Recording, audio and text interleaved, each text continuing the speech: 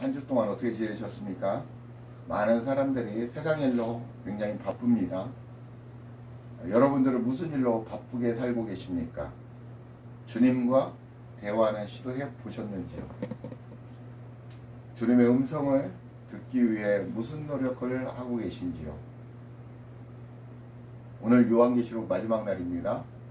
드디어 22장을 돌파하는데 22장도 상당히 내용이 많습니다. 그래서 나눠서 할까도 했는데 지루해 하실까봐 오늘 내용의 분량이 많더라도 마지막까지 살펴보도록 하겠습니다. 우리가 그동안 살펴봤던 이 요한계시록은 성경 1189장은 모두 우리 각자의 마음 땅에 영적 상태가 변화되어 가는 겁니다. 그런데 누구와 함께? 그리스도와 하나 되어서 그분의 성품과 그분의 능력으로 살아가는 변화되어가는 삶, 변화되어가는 삶의 상태를 말하고 있다는 것입니다. 그래서 여러분 안에 계신 주님이 임마누엘 하셨습니다. 그 주님의 삼위일체 하나님 함께 계십니다. 그곳이 바로 천국이라는 것입니다. 말씀 한번 찾아보겠습니다. 요한복음 17장 21절 한번 찾아보십시오. 아들은 고린도전서 6장 17절을 찾아봐.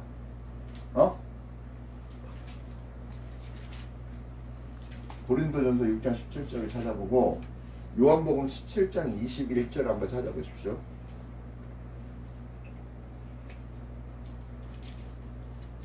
찾았으면 읽어보세요. 네, 시작. 아버지여, 아버지께서 내 안에 내가 아버지 안에 있는 것 같이 그들도 다 하나가 되어 우리 안에 있게 하사 세상으로 아버지께서 나를 보내신 것을 믿게 하옵소서. 네, 어디 안에 있게 하사? 우리 안에 있게 하사. 그죠? 우리 안에 있다라는 거죠. 밖에 있는 게 아니라 우리 안에 있다라는 거죠. 아버지께서 내 안에, 내가 저 안에, 저가 내 안에, 그 계속 설명을 드렸죠. 우리 안에 있다라는 것입니다. 그것을 믿게 하려 하십니다. 고린도전서 6장 17절. 주와 합하는 자는 한 영이니라. 주와 합하는 자는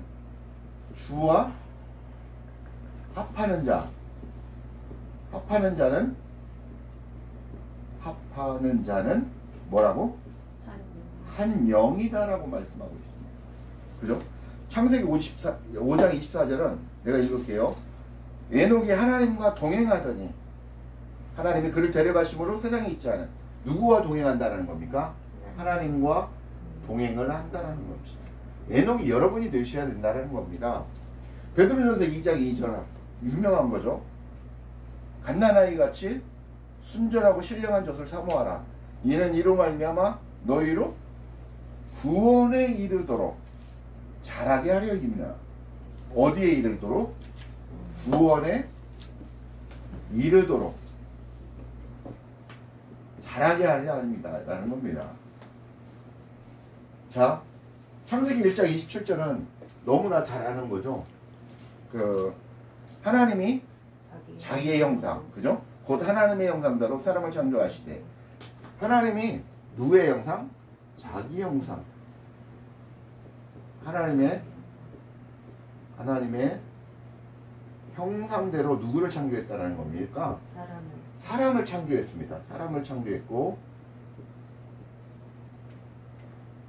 그 다음에 남자와 여자를 창조했다고 했습니다. 남자와 여자를 창조했다고 했습니다. 그러니까 하나님이 사람을 창조하시고 그리고 나서 남자와 여자를 창조했습니다. 남자와 여자를 창조하신 법이 생긴 거고, 다시 거꾸로 우리는 남자와 여자가 하나 되고 하나님과 하나 되어서 누구의 형상? 하나님의 형상으로 돌아가는 것입니다. 그게 본질입니다. 우리의 본향이라는 것입니다. 그리고 그래서 모든 성경의 1189장 이 모든 창세기부터 요한계시록까지 모든 성경은 여러분들의 영적 상태를 말하고 있다는 것입니다. 그런 것을 영적 상태를 변화되어 가야 되는 거고, 그게 우리가 예수 그리스도를 믿고 그 예수 그리스도가 믿고 나서 그분을 그리스도로 영접을 해야 된다는 것입니다. 그분을 메시아로 인정하고 그분을 내 구주로 인정하고 그리고 그분과 함께 살아가는 삶, 그것을 주님은 원하신다는 것입니다. 그 삶이 되지 않으면 천국에 들어갈 수 없습니다. 여러분은 지금도 주님과 함께 동행을 하시고 계시는지 살펴보셔야 된다는 겁니다. 내가 믿음이 있는지 없는지, 그 다음에 주님과 내가 정말 진짜 예수를 구주로 영접해서 메시아로 영접해서 그리스도로 영접해서 살아가고 있는지, 그분을 모시고 있는지 고민을 하시고 살아가셔야 된다는 것입니다. 오늘 22장 내용은 한번 보면 1장에서 5절까지는 1절에서 5절까지는 성 안에서의 모습의 삶을 그려내고 있고 6절에서 7절은 계시록 내용을 확증하고 있습니다. 그리고 8절에서 11절은 청사가 당부하고 있고 12절 16절은 예수님의 약속의 음성을 말하고 있습니다. 그리고 나서 17절 한 절에는 성령과 신부가 사람들을 초대를 하는 모습을 봅니다. 18절 19절에는 천사가 요한이 또 실수를 합니다. 그래서 경고를 하죠. 그리고 이제 20절 21절에는 주님의 약속과 요한의 고백, 그 다음에 축도로서 22장이 맞춰지고 있습니다. 자, 그러면 1절부터 한 번씩 구체적으로 살펴보도록 하겠습니다. 또 그가 수정같이 맑은 생명수의 강을 내게 보이니 하나님과 및 어린 양의 보좌로부터 나와서, 생명수의 강이 있는데 하나님과 어린 양의 보좌로부터 나온다라는 것입니다. 그러니까 하나님은 생명수의 근원입니다. 어린 양은 생명수의 근원이 되신다라는 것입니다. 그죠? 예전에도 말씀을 드렸죠. 마임입니다. 마임은 히브리어로 마임인데 이게 물을 뜻합니다. 이 물은 무엇이냐면 말씀과 하나님의 손과 말씀입니다. 율법과 복음을 합친 말입니다. 이게 쉽게 해서 율법과 복음이 하나 된 진리의 말씀을 얘기하고 있습니다. 물이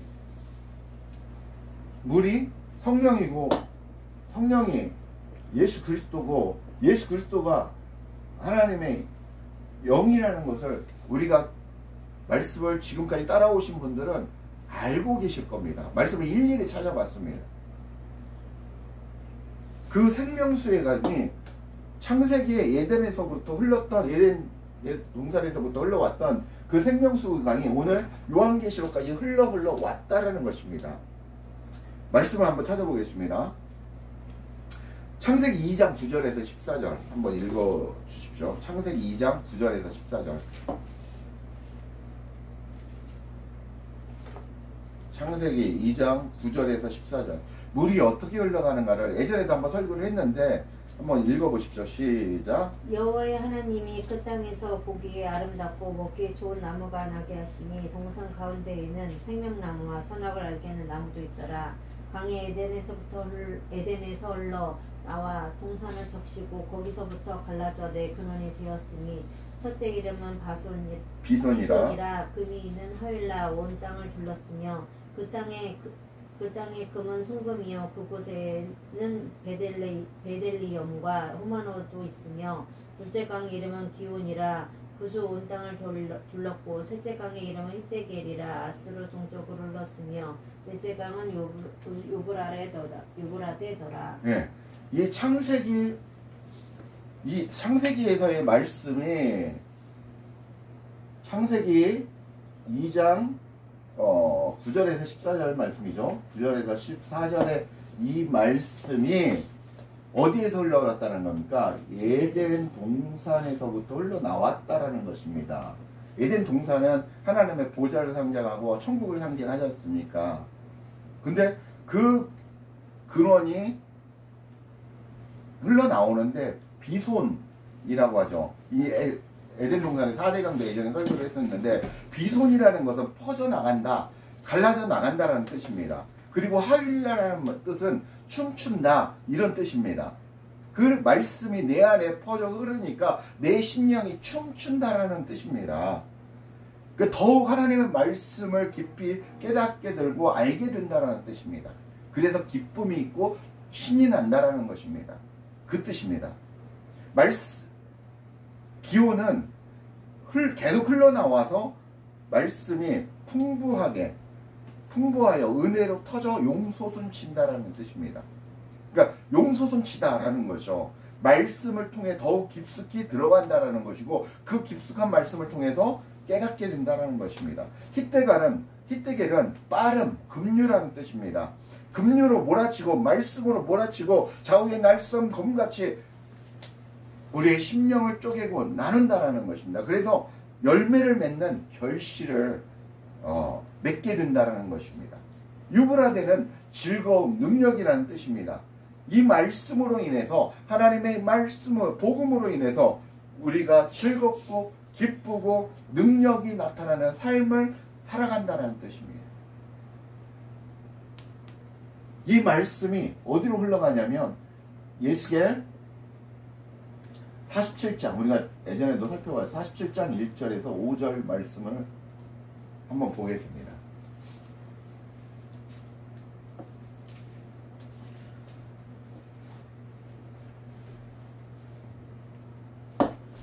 에스겔 47장 1절에서 5절. 그가 나를 데리고 성전문에 이르시니 성전의 앞면이 동쪽을 향하였는데 그 무지방 밑에서 물이 나와 동쪽으로 흐르다가 성전 오른쪽 제단 남쪽으로 흘러내리더라. 그가 또 나를 데리고 북문으로 나가서 바깥길로 꺾여 동쪽을 향한 바깥문에 이르시기로 본즉 물이 그 오른쪽에서 스며 나오더라. 그 사람이 손에 줄을 잡고 동쪽으로 나아가며 천척을 측량한 후에 내게 그 물을 건너게 하시니 물이 발목에 오르더라. 다시 천척을 측량하고 내게 물을 건너게 하시니 물이 무릎에 오르고 다시 천척을 측량하고 내게 물을 건너게 하시니 물이 허리에 오르고 다시 천척을 측량하시니 물이 내가 건너지 못할 강이 된지라.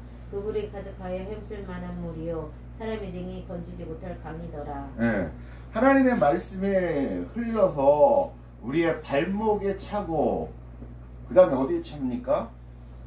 무릎에 차고 그 다음에 허리에 차고 강이 넘친다라고 말씀하고 있습니다. 이 말씀은 하나가 빠졌는데 성령이라는 것입니다. 성령이라는 것. 앞에서 한 자리 제가 빠뜨렸는지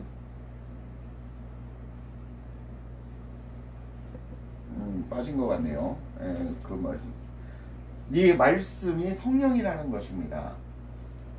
이 말씀이 차니까 처음에는 무릎에 차고 허리에 차고까지는 내가 마음대로 움직일 수 있지 않습니까? 근데 차고 넘치니까 내 마음 헤엄칠 만한 이상으로 가니까 물에 의지하게 된다라는 거죠. 성령이 의지하는 삶을 살아야 된다라는 것을 말씀하고 있다라고 합니다. 요한복음 7장 37절에서 39절 한번 찾아보세요.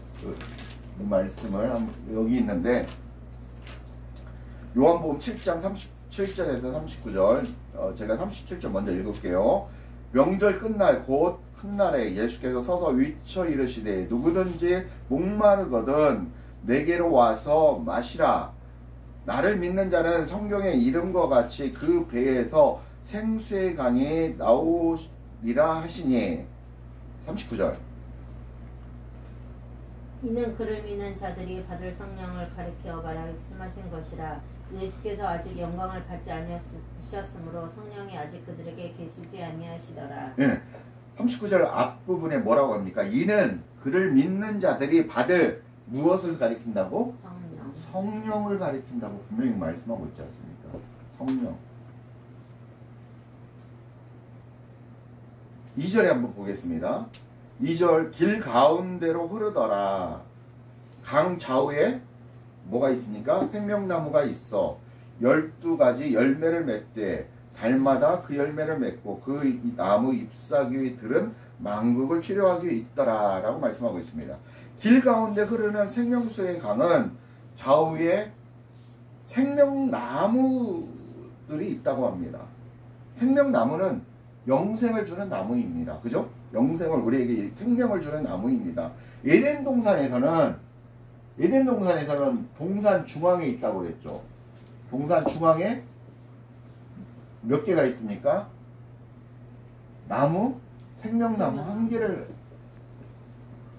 생명나무 한 그루가 있었습니다. 그리고 선악을 알게 하는 나무가 있었습니다. 그런데 계시록에 와서는, 계시록 22장에 와서는 생명수 강 좌와 우에 생명수 나무들이 빽빽하게 있다라는 것입니다. 그죠? 이 생명나무에는 12가지 열매를 매달 맺는다고 합니다. 또한 잎사귀들은 만국을 치료하기 위해 있다고 합니다. 이 내용이 에스겔 47장 9절하고 12절에 있습니다. 9절하고 12절. 47장 9절과 12절을 한번 찾아보시면 제가 읽겠습니다. 이 강물이 이르는 곳마다 번성하는 모든 생물이 살아나고, 또 비교를 해보십시오. 고기가 심히 많으리니 이 물이 흘러 들어가므로 바닷물이 뒤살아나겠고, 이 강이 이르는 각처에 모든 것이 살 것이며, 강 좌우가에는 각종 먹을 과실나무가 자라서 그 잎이 시들지 아니하며 열매가 끊이지 아니하고 달마다 새 열매를 맺으리니 그 물이 성소를 통하여 나옴이라. 그 열매는 먹을만하고 그 잎사귀는 약재료가 되리라. 똑같은 말씀이지 않습니까? 에스겔 47장에 나오는 이 후반절에 나오는 이 말씀과 22절 말씀이 지금 똑같다라는 것입니다. 우리의 영혼과 육체가 영원히 살고, 그리고 모든 슬픔과 질병과 죽음까지도 이제는 치료하여 완전해지고 없어진다라는 것입니다. 우리가 주님과 같은 존재로 변화되어서 살아간다라는 것입니다. 주님과 하나가 되어서 살아간다라는 것입니다. 3절 읽어주십시오. 시작. 다시 저주가 없으며 하나님과 그 어린 양의 보좌가 그 가운데 있으리니 그의 종들이 그를 섬기며. 네, 다시 사막이 오거나 천국이 없어지거나 하지 않는다라는 것입니다. 그러니까 이제는 영원토록 천국의 삶만이 남아있다는 것이죠. 천국은 죄가 없기 때문에 저주가 없는 곳입니다. 저주는 하나님과 관계를 끌어내는 것입니다. 그게 바로 저주인데, 우리는 주님과의 관계 회복을 통해서 주님께 나아갈 수 있다는 것입니다. 하나님과 예수 그리스도를 통해서 우리가 하나님 앞에 나아갈 수 있다는 것입니다. 예수님이 하나님이시지 않습니까? 그분께 나아갈 수 있다는 것입니다. 그렇게 관계가 회복이 되어서 주님과 하나가 되어서 살아가는데, 이 새 예루살렘의 성 가운데에는 한가운데에 하나님과 어린 양의 보좌가 있다고 하지 않습니까? 우리 마음 땅 가운데 주님이 계시다라는 것입니다. 그 중심 가운데, 우리 중심 마음 땅에는 우리 주님과 어린 양의 보좌가 있다라는 것입니다.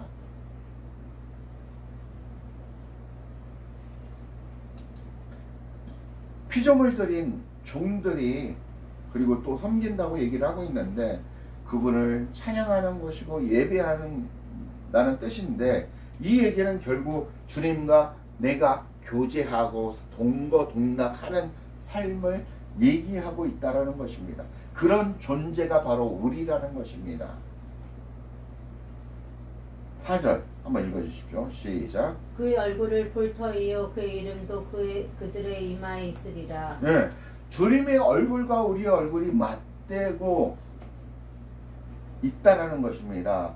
연인 사이가 가까이 속삭이는 사이, 연애를 해보신 분들은 경험하지 않습니까? 보고 싶어도 또 보고 싶고, 가까이 있어도 또 가까이 있고 싶은 게 그런 마음이듯이 우리 주님과 신랑과 신부의 모습으로 그렇게 맞대고 있다라는 것입니다. 좋아서, 행복해서, 기뻐서 그러고 있는 모습을 말씀하고 있습니다.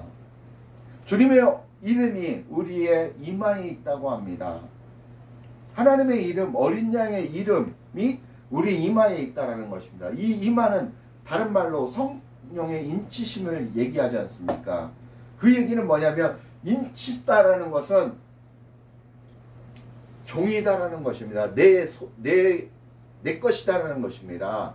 우리가 소에도 불로 인치고 뭐 돼지에도 도장 찍고 그러지 않습니까? 고기 먹을 때 뭐 잉크 있지 않습니까? 그게 그 얘기입니다. 인친 겁니다. 얘는 누구 거, 얘는 누구 거 인치는 거죠. 하나님도 여러분에게 성령에 인치하셨다는 것입니다. 너는 내 것이다라고 말씀하고 계십니다. 우리는 하나님의 이름으로, 하나님 어린 양의 이름으로 하나님의 소유된 자들입니다. 하나님의 신부입니다. 이름은 어린 양의 풍성을 또한 나타냅니다.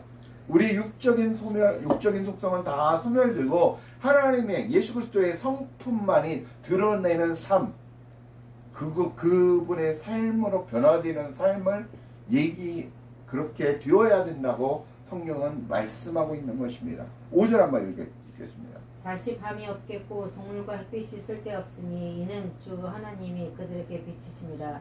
그들이 세세토록 왕노릇 하리로다. 네, 이 말씀은 5절 말씀은 우리가 21장의 23절 24절에도 똑같은 말씀이 나왔습니다.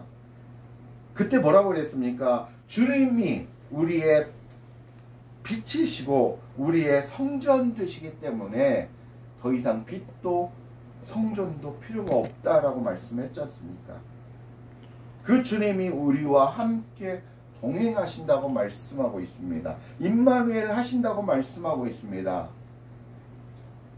그분이 임마누엘 하셔서 우리 안에 동행하신다고 말씀하셨습니다. 하나님의 형상이, 하나님의 영이 우리와 함께 하신다는 것입니다. 지금 우리가 누리는 삶, 우리가 지금 이 땅에서 누리는 삶, 살아가고 있는 삶이 바로 천국이라는 것입니다. 이것을 인지하지 못하고 깨닫지 못하는 사람은 참으로 불행하다는 것입니다. 여러분 깨닫기 바랍니다. 6절. 또 그가 내게 말하기를 이 말은 신실하고 참된지라 주 곧 선지자들의 영이 하나님이 그의 종들에게 반드시 속히 되어줄 일을 보이시려고 그의 천사를 보내셨도다. 네. 주님의 말씀은 신실하고 참되다라는 것입니다. 그래서 반드시 이루신다라는 것입니다. 이루어지는 말씀이라는 것입니다. 창세기로부터 요한계시록까지 그 모든 말씀이 다 이루시는 말씀이라는 것입니다. 계시가 참된 것은 하나님께서 계시의 주권자이기 때문이라는 거죠. 그리고 이 계시는 선지자들과 많은 하나님의 목자들에게 그들을 통해서 보여줬다라는 것입니다. 많은 12사들을 통해서 그들의 또 제자들을 통해서 또 지금의 정말 제대로 깨어져 있는 그런 목자들을 통해서 하나님의 바른 말씀이 선포되고 하나님의 바른 복음이 선포되고 여러분의 심령 가운데 그 말씀이 전파된다는 것입니다. 계시록 1장에서 말하신 것처럼 속회될 일은 우리 마음 땅의 상태가 되어져야 할 상태인데 천사를 보내 계시를 전달해 주셨다라는 것입니다. 그러니 교회들은 이 말씀을 1장 3절에 뭐라고 합니까? 듣는 자와 읽는 자와 지키는 자가 복이 있도다라고 말씀하고 있지 않습니까? 그 내용입니다. 7절 한번 읽어주시죠. 보라 내가 속히 오리니 두루마리의 예언의 말씀을 지키는 자는 복이 있으리라 하더라. 예, 똑같은 말씀이죠. 말씀을 지키는 자가 복이 있다라고 말씀하고 있습니다. 디모데전서 1장 3절에도 내가 마게도냐로 갈 때 너를 보나 예배소에 머물라 한 것은 어떤 사람들을 명하여 다른 교훈을 가르치지 말며 여기서 한번 여기서 이 디모데전서 1장 3절에 보면 다른 교훈을 가르치지 말라라고 말씀하고 있습니다. 디모데전서 1장 10절 한번 보십시오. 찾으셨나요? 1장 10절 제가 읽겠습니다. 찾으세요. 음행하는 자와 남색하는 자와 인신매만을 하는 자와 거짓말을 하는 자와 거짓 맹세하는 자와 기타 바른 교훈을 거스리는 자를 위함이니 바른 교훈을 따르라고 말씀하고 있죠. 근데 결론은 바른 교훈을 안 따른다라는 거죠. 다른 교훈으로 가르친다라고 말씀하고 있습니다. 다른 이 얘기는 뭡니까? 다른 복음을 가르치란다는 거죠. 사도 바울이 너희들 왜 비진리를 가르치냐라는 겁니다. 진리만 얘기를 해야 되는데 살짝 교묘하게 바꾸죠. 내 얘기를 이 시간에 하나님의 말씀이 선포되어야 할 시간에 내 얘기를 하고 세상 얘기를 할 필요가 무엇이 있다는 것입니까? 오직 누구의 말씀만이 그리스도의 말씀만이 선포되어지고 주님의 말씀만이 가르쳐져야 되는 시간이라는 거죠. 다른 복음을 전하면 안 된다는 겁니다. 12절에서 16절까지 보면 주를 믿어 영생을 얻는 자들에게 본이 되게 하려 하십니다 라고 얘기하고 있습니다. 그 밑에 디모데전서 12장 16절에 보면 우리들도 그렇게 되어야 한다라는 것입니다. 말씀을 통해 주님과 하나 되어 변화되어 매일매일 살아야 된다라는 것입니다. 그 삶의 상태가 천국이고 바른 교훈이라는 것입니다. 말씀이 육신이래요. 육신 가운데 거하심에 그 말씀이 기억나십니까? 말씀이 여러분의 삶과 일치가 되어야 된다는 것입니다. 주님이 우리의 삶을 살아가 주시고 나는 죽고 뭐라고 합니까? 예수는 살고 그리스도는 살고 그러지 않습니까? 나는 죽고 내가 죽는 것입니까? 여러분의 육적인 속성이 죽어야 된다라는 거지 않습니까? 예수님의 성품으로 살아가야 된다라는 거지 않습니까? 그 얘기를 말하고 있는 겁니다. 8절, 9절 한번 읽어주십시오. 요한계시록 8절, 9절 시작. 이것들을 보고 들은 자는 나 요한이니 내가 듣고 볼 때에 이 일을 내게 보이던 천사의 발 앞에 경배하려고 엎드렸더니 그가 내게 말하기를 나는 너와 내 형제 선지자들과 또 이 두루마리를 지키는 자들과 함께 된 종이니 그리하지 말고 하나님께 경배하라 하더라. 네, 이게 지금 두 번째 실수를 하고 있는 거죠. 요한이 언제 있었습니까? 계시록 19장에 보면 19장 9절 10절에도 똑같은 내용이 반복하고 있습니다. 똑같은 실수를 지금 또 하고 있습니다. 우리가 예배해야 할 대상, 우리가 바라봐야 될 대상은 한 분, 누구? 하나님이시라는 거죠. 근데 만물, 피조물들에게 경배하는 것은 옳지 않다. 우상이 된다 라는 얘기입니다. 우리들이 그렇게 살아서는 안 된다라는 것입니다. 10절 또 내게 말하되 이 두루마리 예언의 말씀을 임봉하지 말라. 때가 가까우니라 라고 말씀하고 있습니다. 다니엘 여러분 아시죠? 다니엘 12장에는 다니엘서도 묵시록이라고 얘기하는데 12장에서도 이 계시록을 열지 말라 라고 닫아라 덮어라 라고 말씀하고 있습니다. 근데 여기에서는 뭐라고 합니까? 대조적으로 이 두루마리 이름을 임봉하지 말라. 여기는 임봉해라 라고 했고 지금은 임봉하지 말라라고 얘기를 합니다. 왜 임봉하지 말라고 했냐면 뒤에 보는 것처럼 그만큼 때가 가까웠다라는 것입니다. 가까워졌다라는 것입니다. 그래서 임봉하지 말라라고 얘기를 하는 겁니다. 11절 한번 읽어주십시오. 시작. 불의를 행하는 자는 그대로 불의를 행하고 더러운 자는 그대로 더럽고 의로운 자는 그대로 의를 행하고 거룩한 자는 그대로 거룩하게 하라. 우리 주님은 모든 자들이 구원받기를 원하시는 분이십니다. 그러나 회개할 수 있는 시간을 충분하게 지금도 우리에게 주고 주님 앞으로 돌아와서 주님과 동행하는 삶을 원하시는데 폐역하고 마지막 날이 가까울수록 강팍해지고 더 그래진다는 얘기입니다. 하나님의 말씀이 선포되어져도 그들은 받아들이지 않는다라는 것입니다.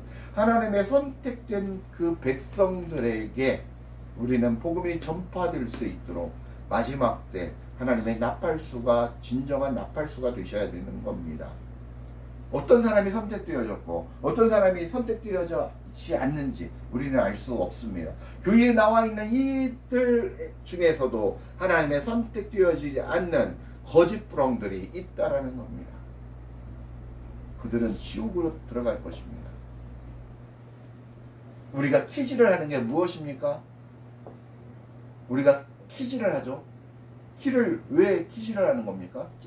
예, 쭉정이 알곡을 골라내기 위한 것입니다. 돌을 골라내기 위한 것입니다. 이물질을 골라내기 위한. 우리는 키질을 당할 것이라는 것입니다.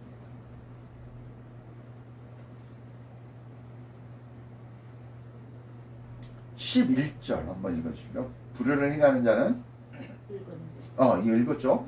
우리 주님은 모든 자들을 구원하기 원하시고 회개할 수 있는 충분한 시간을 주시지만 그렇심에도 돌이키지 않는다고 말씀을 드렸습니다.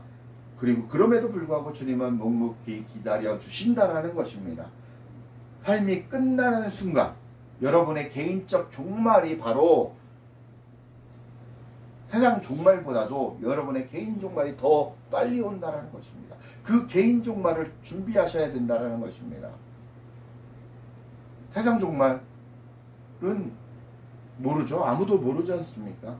그러나 그 전에, 그 종말 이전에 예수님의 심판의 날은 내 개인 종말이 될 것입니다. 그 점을 여러분들이 깨달으셔야 된다는 것입니다. 그때가 되면 돌이킬 수 없습니다. 살아있을 때 우리가 돌이키고 주님과 함께 살아가야 되는 것이지, 죽은 후면 이미 더 이상 얘기할 필요가 없다는 것입니다. 12절 13절 한번 읽어주시죠. 보라, 내가 속히 오리니 내가 줄 상이 내게 있어 각 사람에게 그가 행한 대로 갚아주리라. 나는 알파와 오메가요 처음과 마지막이요 시작과 마침이라. 네, 지난번에도 알파와 오메가 말씀드렸죠. 알파와, 예쁘게 안 그려지네, 오메가, 이게 뭡니까? 처음과 마지막이요.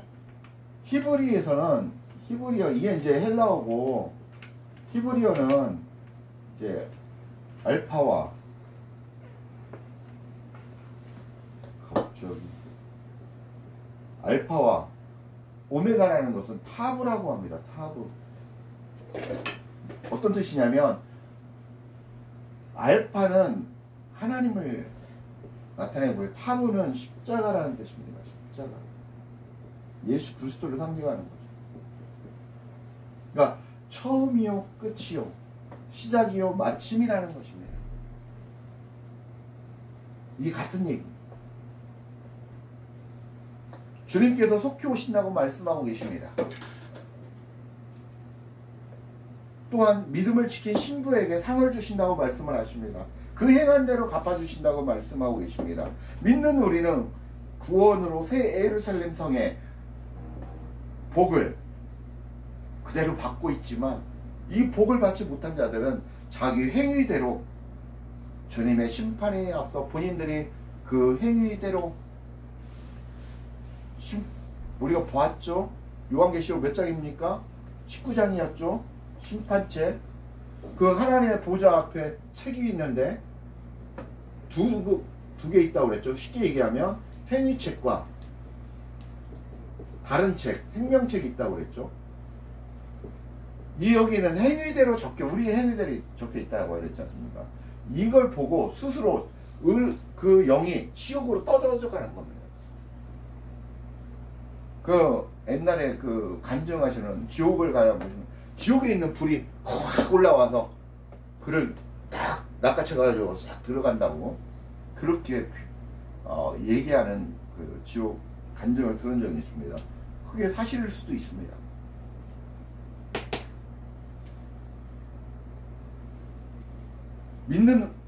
그리고 계시록 20장 13절에 그때 말씀을 했습니다. 우리는 전능하신 처음이자 마지막이신 하나님의 선하신 뜻대로 우리를 인도하시는 그런 분이심을 믿고 그분을 의지하고 살아가야 된다는 것입니다.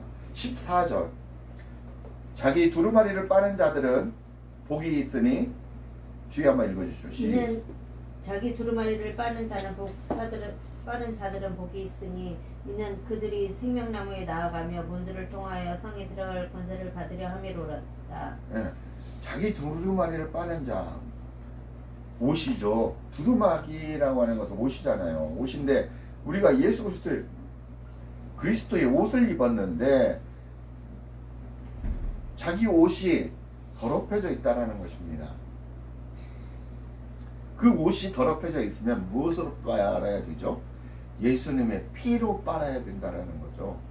예수님의 피로 정결하게 씻김을 받은 자들은 말씀에 순종한 자들이고 이들이 새 예루살렘에 들어가서 생명나무 열매를 먹는 권세를 가진 자들이라는 것입니다. 그 얘기가 지금 14절 얘기입니다. 15절 개들과 점술가들과 음행하는 자들과 살인자들과 우상숭배자들과 거짓말을 좋아하는 자들 지어내는 자들과 다 성 밖에 있으리라고 말씀하고 있습니다. 계시록 21장 18 계시록 앞장 8절에도 같은 말씀하고 있습니다. 성 밖에 지옥에 떨어지는 자들은 부정한 목자들 다른 복음을 전하는 자들이죠. 그리고 변절된 자들을 얘기하겠죠. 점술가들 음행하는 자들, 살인자들, 우상숭배자들, 거짓말을 좋아하는 자들이라는 것입니다. 내가 여기에 포함되어 있는지 살펴보세요. 자, 16절 한번 읽어주십시오. 시작. 나 예수는 교회들을 위하여 내 사자를 보내어 이것들을 너희에게 증언하게 하였노라. 나는 다윗의 뿌리요 자손이니 곧 광명한 새벽별이라 하시더라. 요한계시록을 주신 목적을 설명하고 있습니다. 예수님은 다윗의 뿌리요 광명한 새벽별이신 주 예수 그리스도께서 우리 교회들에게 깨닫게 하시고 하나 되어 동행하시기를 위함이다라는 것입니다. 이 말씀이. 보세요. 나 예수는 교회들을 위하여 누구를 위하여? 여러분들을 위하여 내 사자를 보내요. 사자는 천사들일 수 있고 메시지를 전하는 선지자, 목자들이 될 수도 있죠. 그들에게 증언했다라는 것입니다. 왜? 너는 내 신부야. 내 신부로서 같이 살자꾸나 라고 말씀하고 있는 거예요. 너의 것은 이제는 너는 내 안에 들어와서 내 것은 필요 없으니 다 버리고 내 안에서 나와 함께 살자꾸나 그렇게 고백하고 계시는 겁니다. 18절 내가 이 두루마리의 예언의 말씀을 듣는 모든 사람에게 증언하노니 만일 누구든지 이것들 외에 더하면 하나님의 이 두루마리에 기록된 재앙들을 그들에게 더하실 것이요 19절 만일 누구든지 이 두루마리의 예언의 말씀에서 제하여 버리면 하나님이 이 두루마리에 기록된 생명나무와 및 거룩한 성의 참여함을 제하여 버리시리라. 주님의 말씀을 정확하게 전해야 한다는 것입니다. 목자들은 목자들대로 하나님의 거룩한 교회들은 진짜 교회가 되었으면 제대로 하나님의 말씀을 증거하는 삶을 살아야 된다는 것입니다. 잘못된 말씀을 증거하지 말라는 거죠.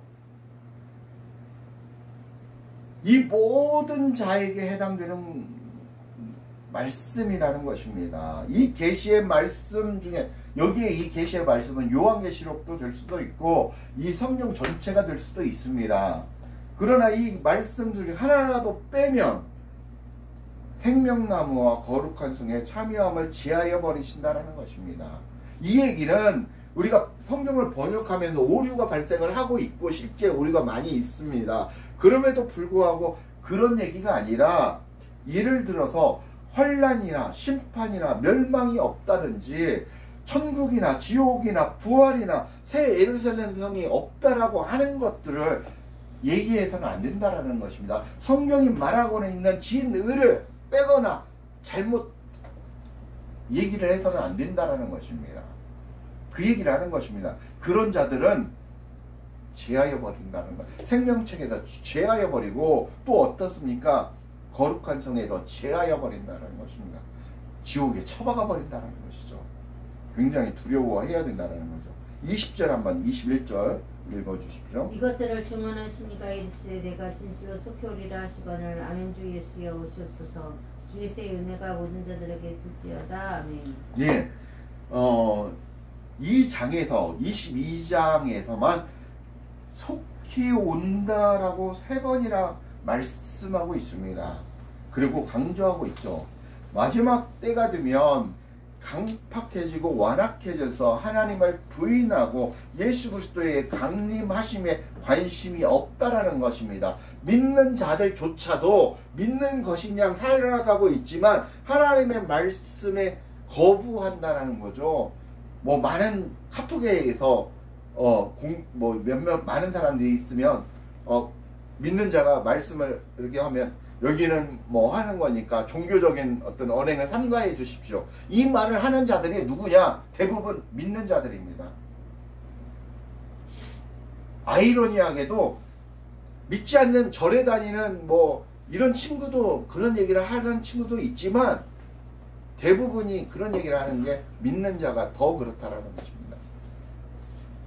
우리가 지난날 핍박을 받고 지난날 우리가 코로나로 인해서 예배를 드리지 말라고 한 자가 집사요 장로였습니다.